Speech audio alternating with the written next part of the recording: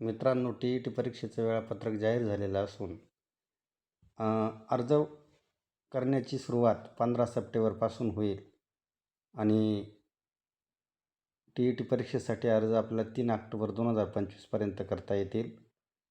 तसेच परीक्षेसाठी दोन्ही पेपरसाठी 23 नोव्हेंबर 2025 ही परीक्षेची तारीख आहे.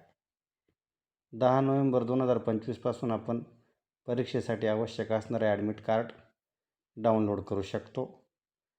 परीक्षा ही 23 नोव्हेंबर 2025 रोजी होईल. पहिला पेपर हा इयत्ता 1 ते 5च्या गटासाठीचा असून तो सकाळी 10:30 ते दुपारी 1 वाजेपर्यंत असेल. तर दुसऱ्या 6 ते 8च्या गटासाठीचा पेपर दुपारी 2 ते 5 या वेळेमध्ये असेल.